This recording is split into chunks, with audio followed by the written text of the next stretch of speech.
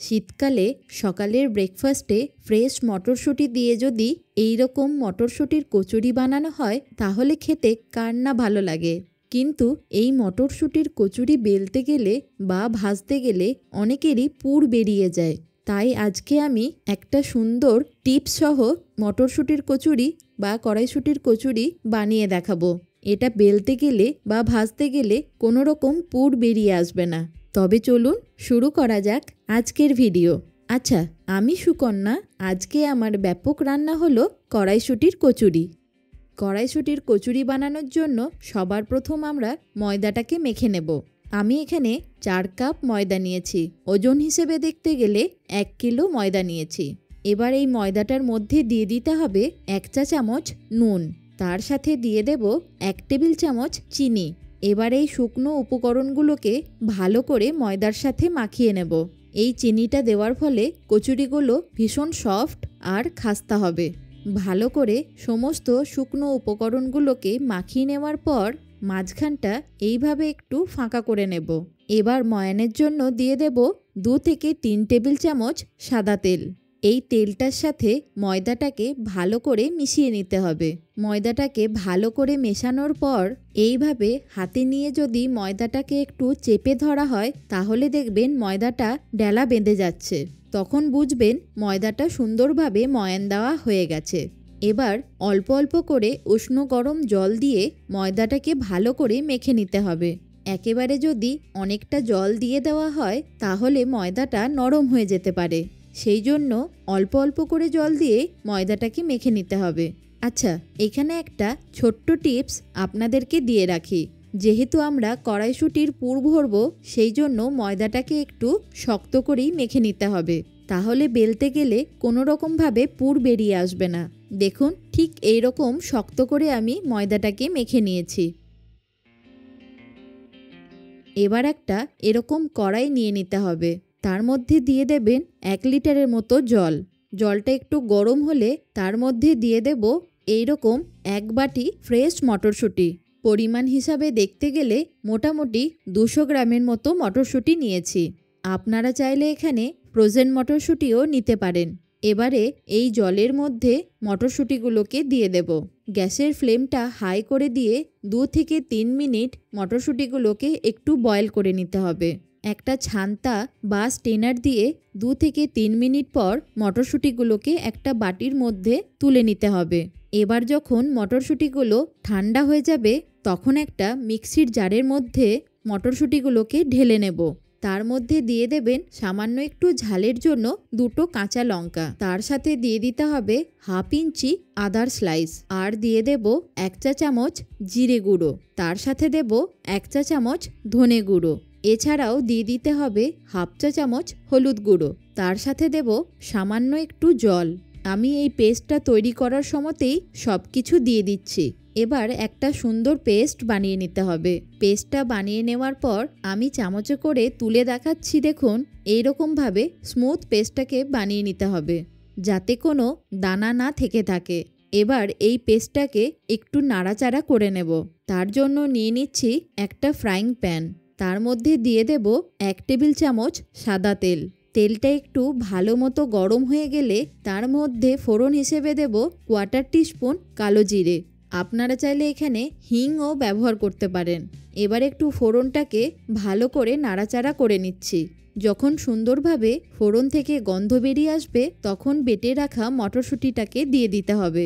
সমস্ত মটরশুঁটির পেস্টটা দিয়ে দেওয়ার পর গ্যাসের ফ্লেমটাকে লো করে দিয়ে কন্টিনিউয়াসলি নাড়াচাড়া করে যেতে হবে। এবার এর মধ্যে দিয়ে দিচ্ছি 1/2 চা চামচ নুন। তার সাথে দেব 1 চা চামচ চিনি। এখানে সবথেকে একটা ইম্পর্টেন্ট জিনিস হলো যতক্ষণ না মটরশুঁটির পেস্টটা একেবারে ড্রাই হয়ে যাচ্ছে ততক্ষণ অবধি কন্টিনিউয়াসলি নাড়াচাড়া করে যেতে হবে। যদি মটরশুঁটির এই পেস্টটার মধ্যে অল্প একটু জলও থেকে থাকে তাহলে বেলার সময় কিন্তু পুরটা বাইরে বেরিয়ে আসবে। সেই জন্য এই স্টেপটা অবশ্যই মাথায় রাখতে হবে। আর গ্যাসের ফ্লেমটাকে একেবারে লো করেই কিন্তু মশলাটাকে নাড়াচাড়া করে নিতে হবে। তবে অনেকেই এই মটরশুঁটির পুরটাকে টাইট করার জন্য সামান্য একটু ছাতু ব্যবহার করে থাকে। তবে এই পদ্ধতিতে করলে কোনো কিছুই আর দিতে হবে না। কিছুক্ষণ নাড়াচাড়া করার পরই বুঝতে পারবেন পুরটা এইভাবে ফ্রাইং প্যান থেকে ওপরে উঠে আসছে। আমি দেখুন একটা স্প্যাচুলা দিয়ে এইভাবে চেপে চেপে জলটাকে ভালো করে শুকিয়ে নিচ্ছি। আমি একটু তুলে দেখাচ্ছি, দেখুন পুরের জলটা একেবারেই শুকিয়ে গেছে আর পুরটাও সুন্দরভাবে রেডি হয়ে গেছে। এবার এই পুরটাকে একটা প্লেটের মধ্যে তুলে নিয়ে ভালো করে চাড়িয়ে দিয়ে ঠান্ডা করে নেব। এইদিকে কচুরিগুলোকে ভেজে নেওয়ার জন্য একটা কড়াইয়ের মধ্যে বেশ খানিকটা সাদা তেল আগে থেকে গরম করতে দিচ্ছি। এবার ময়দাটাকে আবারও খুব ভালো করে বেশ কিছুক্ষণ ঠেসে ঠেসে মেখে নিতে হবে।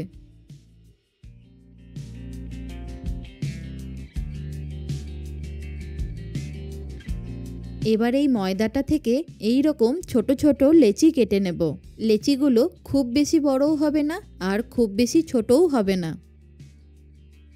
সমস্ত লেচিগুলোকে কেটে নেওয়ার পর এবার এর ওপরে সামান্য একটু সাদা তেল মাখিয়ে দেব, তাহলে কোনোভাবেই আর লেচিগুলো ড্রাই হবে না। এইদিকে মটরশুঁটির পুরটাও এতক্ষণে ঠান্ডা হয়ে গেছে।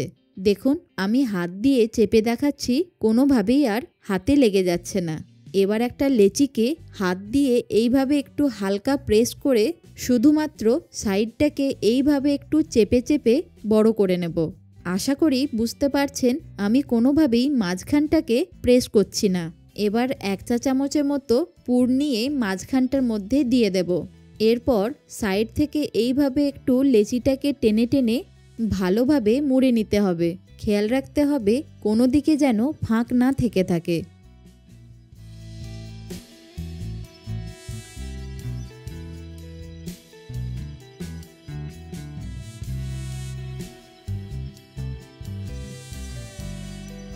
আমি একই পদ্ধতিতে বাকি লেচির মধ্যে পুরগুলোকে ভরে নেব।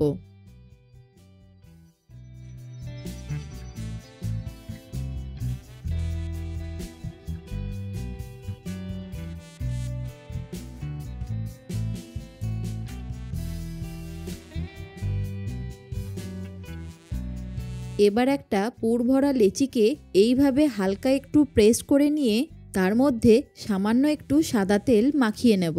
এবার বেলনা দিয়ে হালকা করে প্রেস করে কচুরিগুলোকে বেলে নিতে হবে।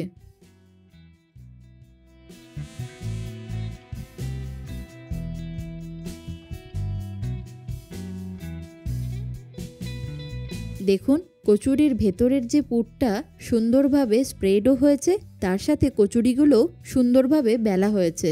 কচুরিটাকে সুন্দর করে বেলে নেওয়ার পর একটা প্লেটের মধ্যে তুলে রেখে আবারও আরেকটা কচুরিকে বেলে দেখাচ্ছি।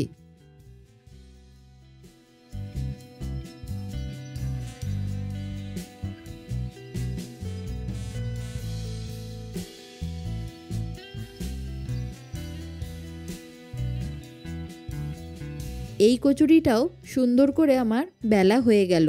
এবার গরম তেলের মধ্যে কচুরিটাকে দিয়ে গ্যাসের ফ্লেমটাকে মিডিয়াম টু হাই করে দিয়ে ভালোভাবে কচুরিগুলোকে ভেজে নিতে হবে। একটা খুন্তি বা এইরকম তারজালির ছান্তা দিয়ে হালকা করে চেপে চেপে এইভাবে ভেজে নিতে হবে। একইভাবে বাকি কচুরিগুলোকেও আমি ভেজে নেব। দেখলেন তো কত সহজে আর কত সুন্দরভাবে আমাদের এই মটরশুঁটির কচুরি তৈরি হয়ে গেল।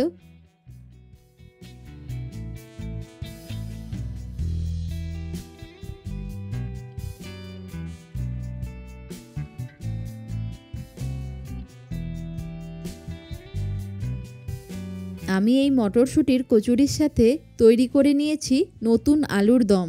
আশা করি আপনাদের এই রেসিপিটা বুঝতে কোথাও অসুবিধা হয়নি। যদি কোথাও অসুবিধা হয়ে থাকে আমাকে অবশ্যই কমেন্টে জানাবেন। আর এই রকম নতুন নতুন রেসিপি দেখতে হলে অবশ্যই কমেন্টে জানাবেন। ভালো থাকুন, সুস্থ থাকুন, দেখতে থাকুন ব্যাপক রান্নাঘর।